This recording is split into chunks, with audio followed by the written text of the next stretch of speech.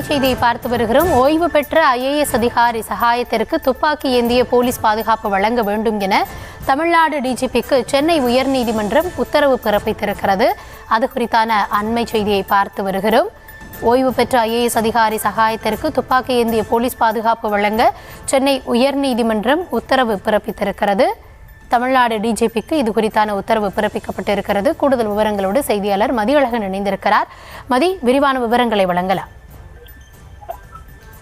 சிறப்பு ஓய்வு பெற்ற IAS அதிகாரியான சகாயம் சென்னை உயர்நீதிமன்றத்தில் மனு ஒன்றை தாக்கல் செய்திருந்தார். அதில் மதுரை மாவட்ட ஆட்சியராக பணிபுரிந்த போது கிரானைட் முறைகேட்டை விசாரிக்க தன்னை ஆணையராக உயர்நீதிமன்றம் நியமித்ததாகவும் உயர்நீதிமன்ற உத்தரவின் அடிப்படையில் விசாரணை நடத்தியதில் சட்டவிரோதமாக கிரானைட் கற்கள் வெட்டி எடுத்ததில் அரசுக்கு 1,11,000 கோடி ரூபாய் இழப்பு ஏற்பட்டுள்ளதாக அறிக்கை அளித்ததாக கூறியிருக்கிறார். இந்த அறிக்கையின் அடிப்படையில் மதுரை சிறப்பு நீதிமன்றத்தில் வழக்கு விசாரணையில் உள்ளதாகவும் உயர்நீதிமன்ற உத்தரவின் அடிப்படையில் கடந்த 2014ஆம் ஆண்டு முதல் தமக்கு வழங்கப்பட்ட போலீஸ் பாதுகாப்பு 2023ஆம் ஆண்டு விலக்கிக் கொள்ளப்பட்டுள்ளதாக மனுவில் தெரிவிக்கப்பட்டுள்ளது.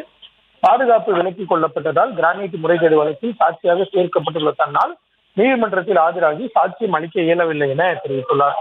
அச்சுறுத்தல்கள் தொடர்வதால் பாதுகாப்பை தொடர்ந்து வழங்க கோரி கடந்த ஆண்டு அக்டோபர் 7ஆம் தேதி அளித்த விண்ணப்பத்தை பரிசீலித்து மீண்டும் பாதுகாப்பு வழங்க உத்தரவிடும் என மனுவில் கோரிக்கை வைத்திருந்தார்.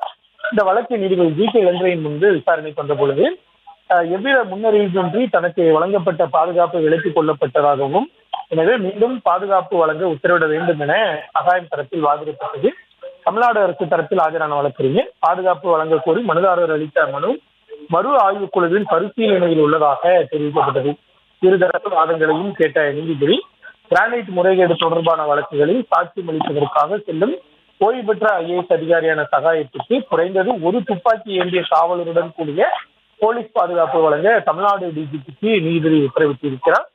மேலும் மனுதாரரின் கோரிக்கை மனுவை பரிசீலித்து போலீஸ் பாதுகாப்பு வழங்குவது தொடர்பாக உரிய உத்தரவு பிறப்பிக்க மறு ஆய்வு குழுவுக்கு உத்தரவிட்ட நீதிபதி இது தொடர்பான வழக்கை முடித்து வைத்தார்.